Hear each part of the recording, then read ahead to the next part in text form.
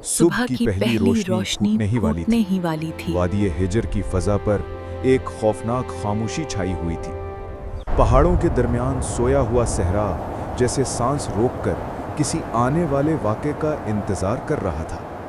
हवा तक रुकी हुई थी, ना रेत का कोई जर्रा हरकत करता था, ना किसी जानवर की आहट सुनाई देती थी। इस खामोशी में अचानक एक कपकपा देने वाली चीख ने फजा को चीर कर रख दिया। आवाज इतनी खौफनाक थी कि दिल सीने में कांपने लगे। एक बुलंद उबाला पहाड़ की चट्टान बीच से दो हिस्सों में फट गई। गर्दो गुबार का बादल आसमान की तरफ बुलंद हुआ और रोशनी की एक चमक हर सिमत फैल गई। उसी धुएं और रोशनी के दरमियान से एक अजीमो शान ऊंटनी नमूदार हुई, जिसका वजूद एक मोजज़े से कम नहीं था। लोग खौफ से कांपते हुए पीछे हट गए। आवाज ने आंखें दिलों को फटी की लरजा फटी रह दिया। गईं। किसी ने लर्जती आवाज में कहा, ये सालेह अलैहिस्सलाम का मोजज़ा है। ये वाकया उस वक्त पेश आया जब कौम समूद उरूज और ताकत की आखिरी मंजिल पर थी, मगर इससे पहले एक और कौम इस जमीन पर आबाद थी, कौम आद। वो निहायत ताकतवर, ऊंचे कद वाले, मजबूत जिस्मों वाले लोग थे, जिन्होंने अल्लाह की नाफरमानी की, जुल्म किया, कमजोरों को कुचला और तकब्बुर में कह उठे कि हमसे बड़ा कौन है। अल्लाह ने उन्हें बार बार खबरदार किया, मगर उन्होंने अंबिया की बात को ठुकरा दिया। आखिरकार एक तबाहकुन आंधी उन पर मुसल्लत कर दी गई और वो सब हलाक हो गए। मगर चंद मोमिन जिन्होंने हजरत हूद अलैहिस्सलाम की दावत कबूल की थी, अल्लाह ने उन्हें बचा लिया। जब अजाब खत्म हुआ तो वादियां मलबे, धुएं और वीरानी से भरी हुई थी।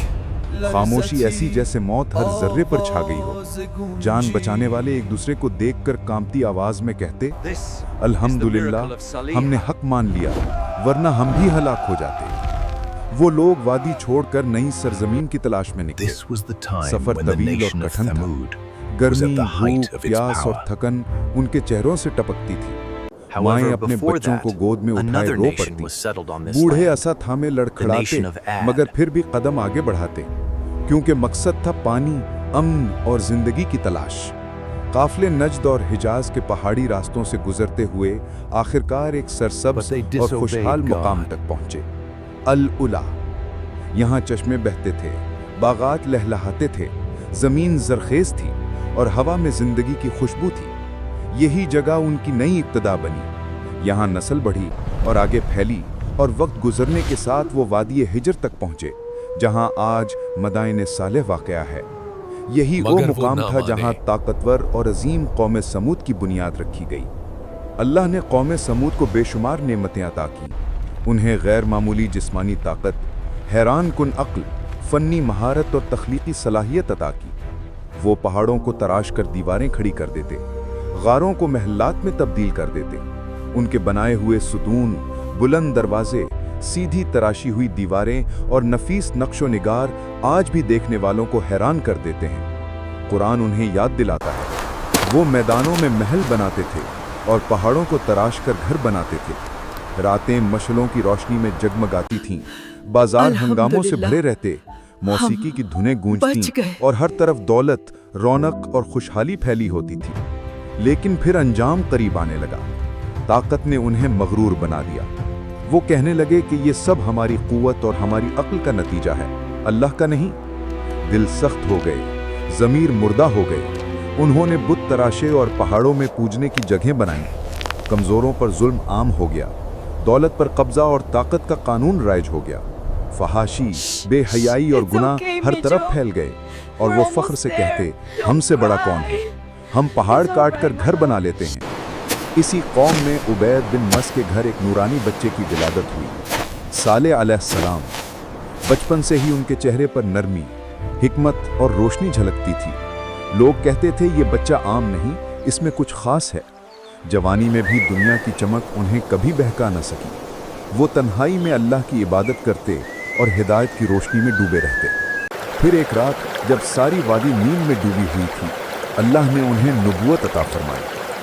सालेह अलैहिस्सलाम कौम के सामने आए और बुलंद आवाज में पुकारा, सिर्फ अल्लाह की इबादत करो, इसके सिवा कोई माबूद नहीं।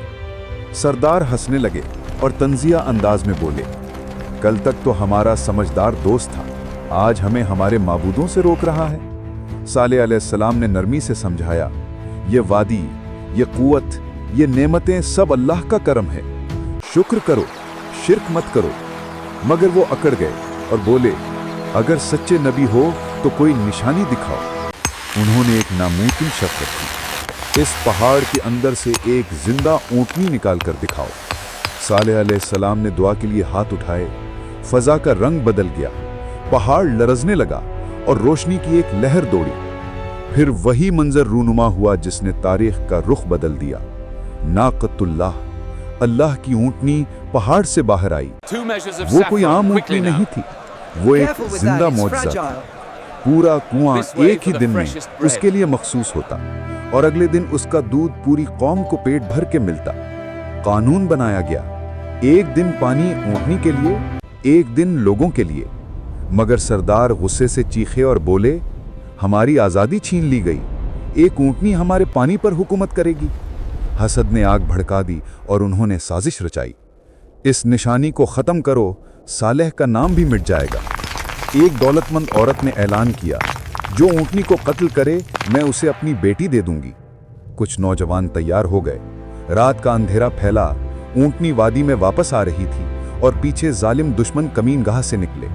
ایک تیر چلا، اونٹنی زخمی ہوئی، پھر سب اس پر ٹوٹ پڑے اور اللہ کی نشانی کو بے دردی سے قتل کر دیا۔ قوم خوشی سے چیخی، ہم نے اونٹنی مار دی، اب پانی ہمارا ہے۔ اسی لمحے صالح علیہ السلام دوڑے آئے، آنکھوں میں آنسو، چہرہ خوف سے پیلا۔ تم نے اللہ کی نشانی کا خون کر دیا، اب تمہارے پاس صرف 3 دن ہیں۔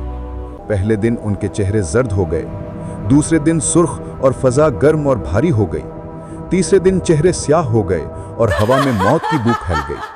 فجر سے پہلے آسمان لرزنے لگا، زمین ہل گئی، پہاڑ چیخنے لگے اور ایک ایسی خوفناک چیخ وادی میں گونجی کہ روحیں جسموں سے نکل گئیں۔ ان کے محل، ان کی دولت اور ان کی طاقت سب خاک میں مل گئی۔ قرآن کہتا ہے، ایک چیخ نے انہیں پکڑ لیا اور وہ اپنے گھروں میں اوندھے پڑے رہ گئے۔ صالح علیہ السلام وادی کے کنارے کھڑے گریہ کرنے لگے اور کہا، میں نے تمہیں سمجھایا تھا مگر تم نصیحت کو پسند نہیں کرتے تھے۔ آج بھی مدائن صالح کی خاموش وادی چیخ کر گواہی دیتی ہے کہ عذاب سے بچاتی عمارتیں نہیں، ایمان بچاتا ہے۔ اگر یہ قرآنی حقیقت دل کو چھو گئی ہو تو ویڈیو کو لائک کریں، شیئر کریں اور کمنٹ کریں کہ اگلی قسط کس قوم کی کہانی پر بنائیں، اور چینل کو سبسکرائب کرنا نہ بھولیں۔